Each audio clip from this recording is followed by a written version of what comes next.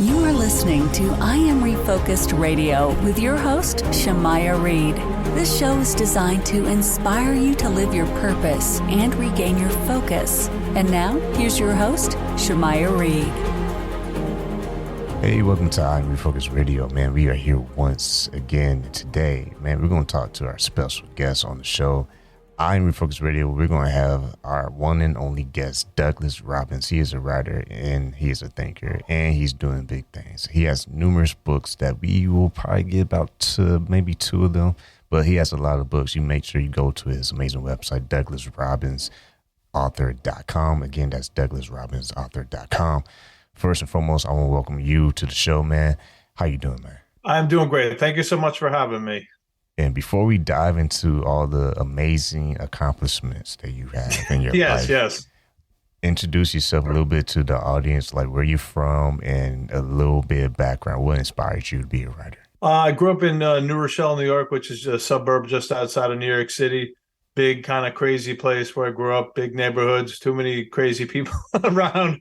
Got into some trouble here and there quite often. And, but I always found words, power in words, power in nature, power in that sort of sacred place outside of the norms, outside of school, outside of kind of the routines. And I think that's where that seed was planted and some little flowers started blooming over the years. Man, that's awesome, man. I can tell you can write it just the way you delivered that, man. It's like you wrote a little thing or something before the show. That was pretty awesome. Now, when you noticed that writing was a possibility, early on, were you anticipating, I'm going to be a published author, or were you just in the beginning just in the love for writing? That's a great question because I had no ambition. I was simply expressing myself and observations, little insights, and just I would always have a notebook with me and write little things down. And at some point, it's funny, I had that conversation with myself. Like I had all these notes and what was it all about? Like, what's the point? Am I a note-taking guy? Like, what is the writing I'm doing here? So I kind of asked this question out loud. And a few hours later, the answer came to me, and there was a thread between all of the observations and all the insights. So at that time, I was really just writing observations, a little poetry because I was in a band. I was the drummer. But it really just came down to these observations, insights, and that there was a thread between it all. And that was a much more kind of nonfiction type of approach. It wasn't fiction or stories. And it really was just about how we live, how we're living, how, growing up, like, why didn't I, fit into school? Why didn't I want to be a part of it? Or the rah, rah, rah of school spirit and all these kind of things. There was something for me that there was missing, something that I felt like was kind of being pulled over my eyes or attempted to. And so I was always observant, even as a kid. And that's kind of how it started, with just that there's a thread between everything I'm writing. And that's when I first started formulating bigger ideas and grander notions of, this is a book here. And I mean, every writer probably talks about this. I'm just guessing. But there's a thing called writer's block. When's the first time you experienced that? And what did you do to overcome that situation? It's a question that comes up all the time. And it's funny, I was just reading an article. Murakami is a big Japanese writer. And he said he's never experienced writer's block because he only writes from joy and when he's called to write. So he doesn't force himself to write, however many hours a day, grinding away. He just writes when he's called to it, when that voice is so strong that he has to write. I'm somewhat similar to that. I'm not really a big believer in writer's block. There are times where I do need to put something aside, but that's not writer's block to me. That's like, I don't know it well enough. I don't understand the emotions of it well enough. I'm just sometimes you only understand the surface of something. and you have to let it kind of percolate a little bit. Like it's like almost like getting to know someone. Well, you don't know everything about them at first. You just know a little bit. So you can only write a little bit about it. You kind of have to hang out with that person, get to understand their motives, etc. Things that they've maybe been haunted by, or emotions, experiences. So that's how I see it. Plenty of times I have to put a story aside for a while, a month or two even, or even longer, sometimes less. But it's because I don't know it well enough. I don't understand the subject or really what the thrust of the matter is. So I'm never like, I think what happens is, we write and we exhaust whatever in that reservoir of information. But you have to let the reservoir build up again. And so once you start finding that there's less and less to put down, you got to put that piece aside and come back to it later. Let that reservoir build up again with that information, Once again, listen to I'm Focused Radio, talking to our guest today, Douglas Robbins. And man, you talk about subject. Here's a question for you. When people are picking a subject as a writer, what's that process like for you? Do you know, like from the very beginning, okay, the topic that I'm going to explore is this, and you stick with it? Or do you write first and then pick a subject base or a title based on what you've written? Writers are kind of one-trick ponies in many ways. We write about the same themes wearing different clothes. And so that's kind of how it is for me and a lot of writers that I've read. They're hitting the same beats. The stories are a little different, but they're hitting the same beats. So with the one book, Love in a Dying Town, I remember there was an issue with Flint, Michigan, and the water crisis, and people didn't have water. It was polluted, et cetera. And I started thinking, like, what would it be to have a family there? What would it be to raise a kid there? Right. And so I started writing Love in a Dying Town. You're in a dying factory town. The water is polluted. Now, it wasn't writing exactly about that. I didn't, have, water issues in the story. But I started thinking, what would it be to raise a kid in a dying factory town? You're still there. You still have to show right from wrong. You still got to be a stand-up, man. But you're with all this adversity coming at you, foreclosures and, the collapse of industry. But the family still has to be intact. So sometimes it's just an interesting idea that I kind of stumble upon and go, oh, that'd be an interesting story to pursue. And sometimes it just comes from the great beyond. I don't know. So you approach it with an open mind is what it sounds like. Yes, sir. And with that, you also have another book. Now, this one's interesting, the Narican. Tell us a little bit about this book. Has something to do with toxic whisperers. Tell us about that, man. It sounds interesting. Well, this was it's sci-fi, which I had never written in the sci-fi genre.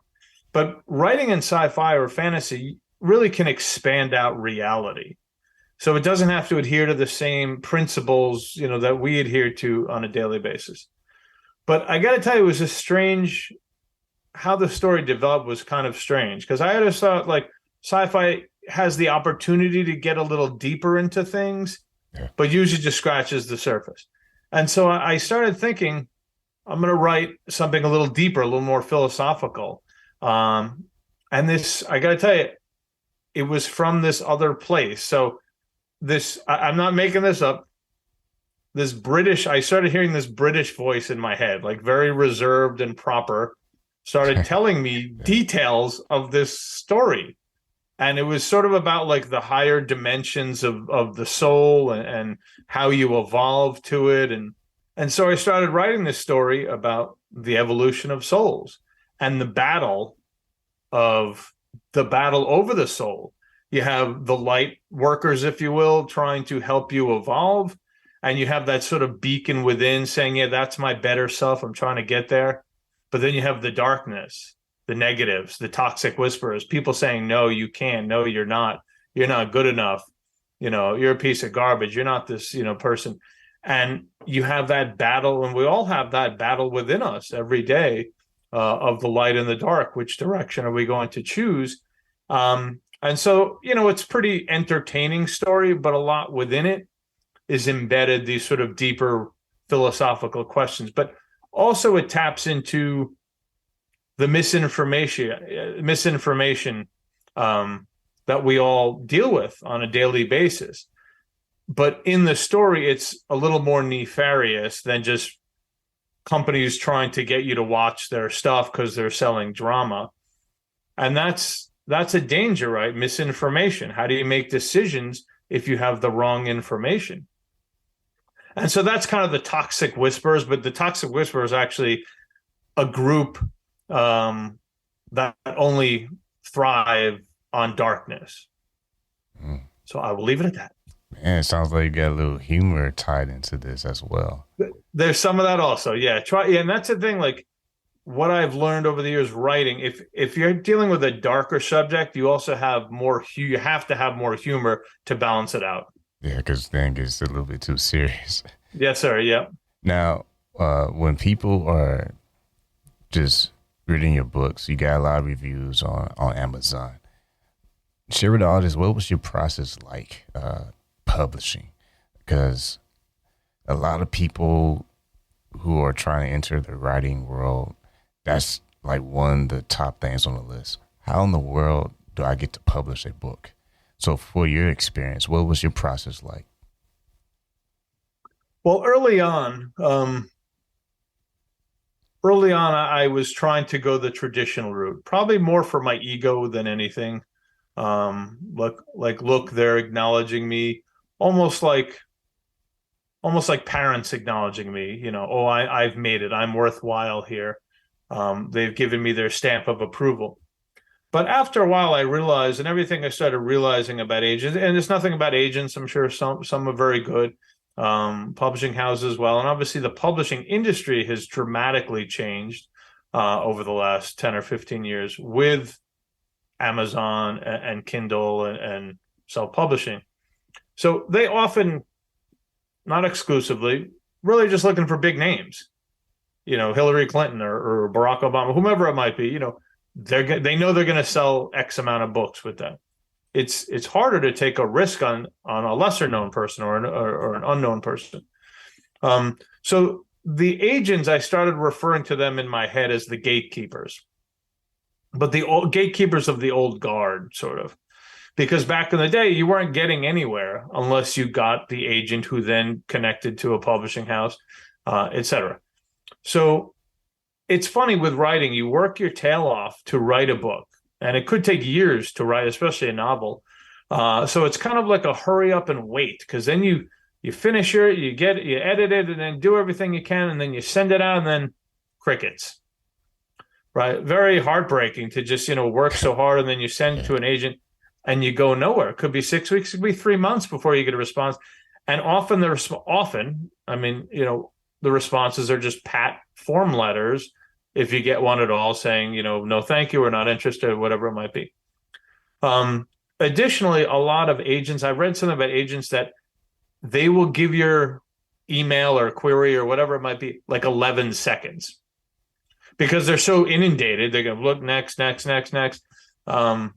can't imagine, think of the guy's in a bad mood or he just stubbed his toe or his dog, whatever, going through anything that life throws at you.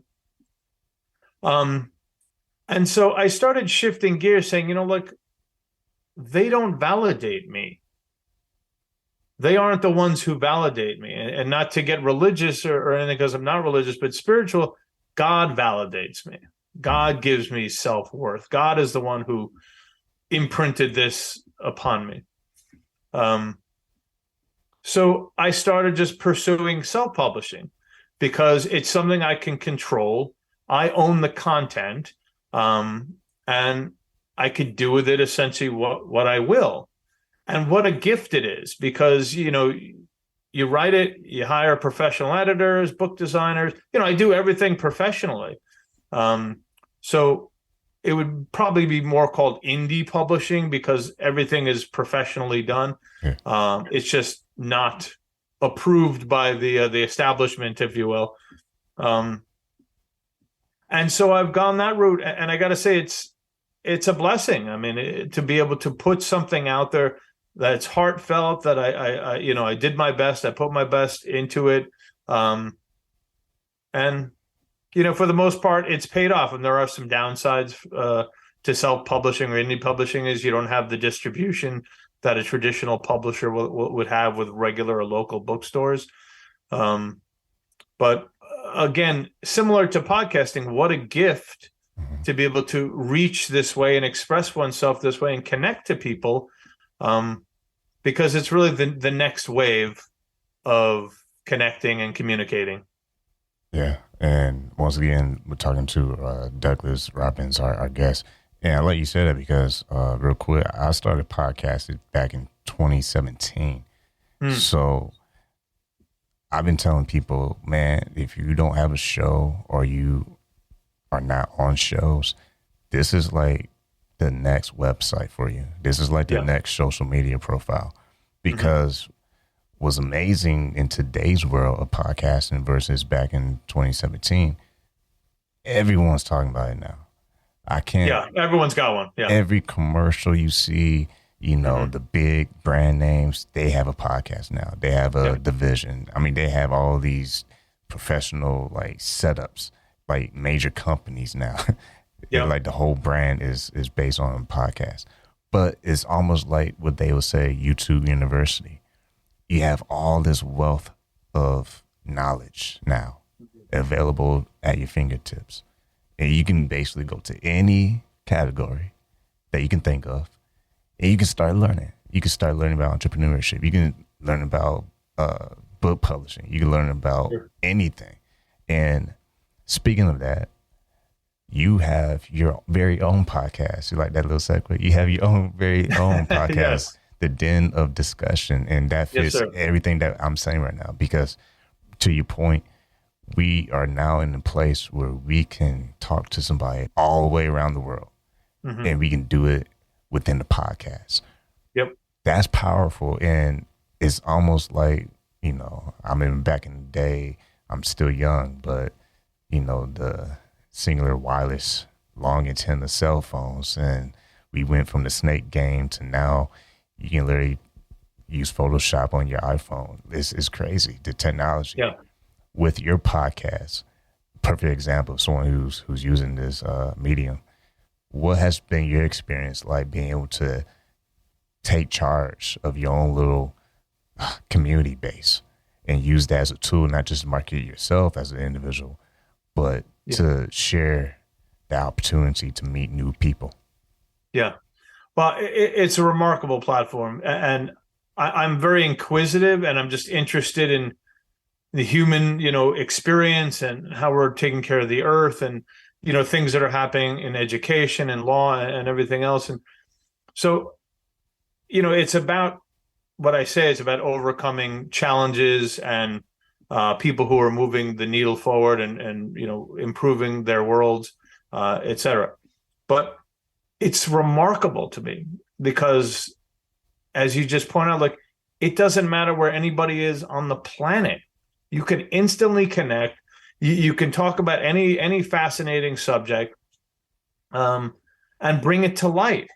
And part of the thing we do on the show is so much is swept under the rug of society. Everybody hides the ugly stuff or whatever it might be. And to me, that's the imperative stuff of being human, the stuff that gets shoved aside and hidden. And so that's what we bring into light, things that affect us, things that affect the earth. Like I said, I've had people on I just had a woman on who had a brain trauma and then totally recovered from it. I've had another guy on who was about sustainable housing, had another woman who was a blind artist, just like really interesting people that are making a difference in their lives and in the world. So how else would I have done this? How else would I be able to connect to people like this all over the world? I wouldn't be able to. And all of this ties into what we're talking about today. You being a writer and a published author, making a platform with your very own podcast. I'll get the name of that. That's Den of Discussion. You can check that out anywhere you can hear a podcast.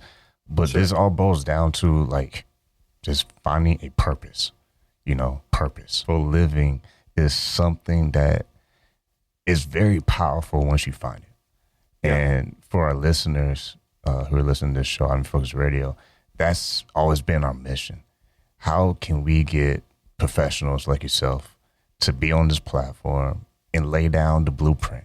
Like, okay, I got these accomplishments, great, but here are also my failures and the not so great seasons of my life that prepared me to be able to add the value that I am today. For you, how do you see yourself leaving that kind of legacy through your writing and your platform? You know, it's work. I mean, living your meaning is work. Living purpose is work. And I say that because our society doesn't encourage it. Our society makes you care about buying the next thing, whatever that might be, and living your life externally of purchasing and being a good consumer. It's about being a good worker. It's not about living a purposeful life. So all these things, and then social media, distraction, right? These things do not feed that light. They do not feed a meaningful life. And so we have to be quite cognizant of what are our actions on a daily basis. Are we doing things that help kind of hone that purpose and move us forward? Or are they, kind of poisoning our psyche? And so, something, is what's curious about purpose and meaning, it usually comes back to somehow serving the larger community, the human, family, whatever it might be. It's not about selfishness, right? And so much of what we see, let me buy that before you buy it, and let me watch this, and I'm better than you, and I have better social media profile and better pictures, right? It's that silly, very superficial competition. But when you get into that deeper stuff that really juices you up and gives you joy and it has nothing to do with ownership, right? It has to do with some broader you. And we often get trapped in our heads about, again, doubts and things that we need and things we should buy or not buy. And why does that guy down the street have the car I want, and all these kind of things. All these things make us small. Envy makes us small. Be happy for that guy. Work on you.